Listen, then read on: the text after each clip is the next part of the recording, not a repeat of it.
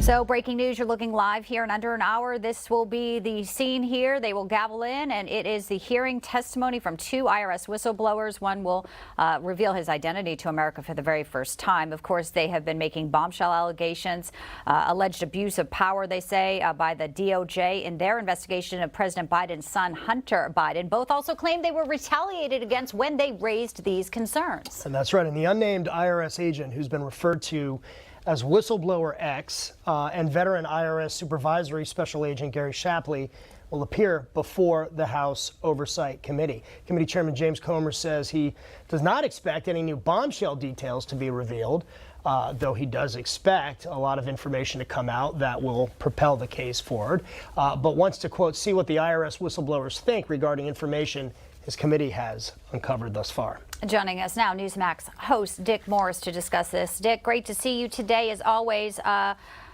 want to get your thoughts on what you think we may be hearing today from these whistleblowers, and also, you know, something the Democrats on the committee today will go right after their credibility. What will you be looking out for?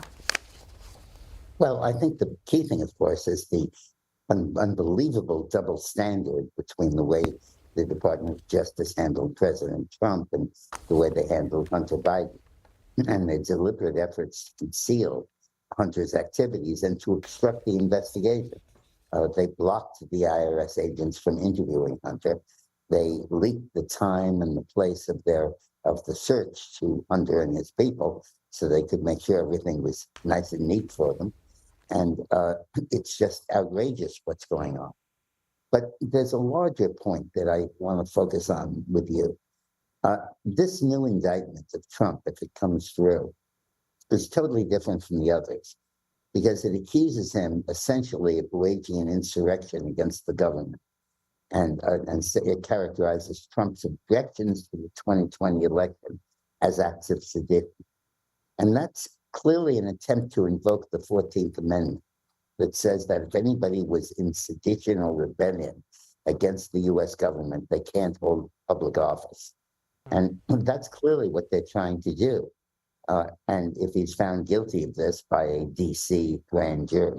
jury, which would be, of course, all Democrat, he literally could be barred from appearing on the ballot. And you may find Democratic secretaries of state around the country who refuse to put him on the ballot. So this is a direct assault on our right to choose the next president. And I believe that what we need to do is that Congress needs to say they will not vote any more money, the House, for the government. They will close it down if they have to, rather than let the Justice Department proceed. I think they should demand that the administration and the DOJ announce they will not go against any person who is a candidate for president during the campaign. We can do it afterwards, but during the campaign, it's clear election interference. Well, and Dick, how should you power to cut off funding to force that?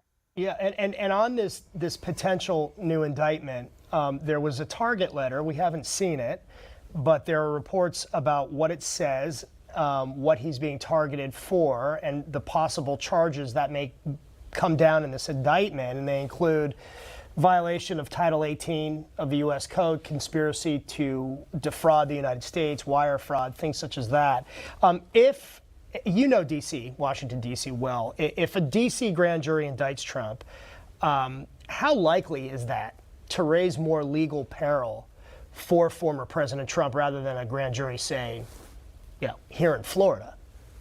Well, it's very likely because we're not just talking about the appellate process and the indictment process.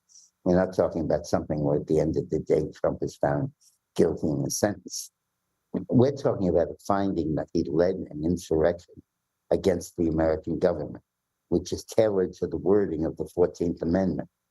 The 14th Amendment was passed right after the Civil War and the first elections after the war ended. The southern states that were readmitted sent Confederate generals and senators, even the vice presidency of the Confederacy, Stevens, to the Senate as their representatives. And the Republicans who controlled Congress then said, no way, we're not going to do this. They said, if you were in rebellion against America, you can't hold public office. And they're tailoring this indictment to Donald Trump.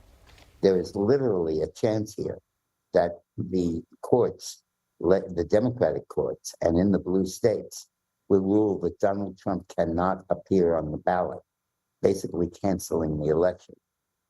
Now, the Supreme Court will probably reverse that, but we can't count on that. I believe the House has to act now and say we will cut off funding to the government unless the DOJ commits itself not to proceed with the prosecution of a candidate for president until after the election. Extremely high stakes here, and obviously there has been no indictment yet, just the target letter. But what we are hearing is certain 3 federal statutes. Dick Morse, great analysis as always. Good to see you. Dick Morse, yeah. Democracy. You got to catch him right here on Newsmax. Thank you.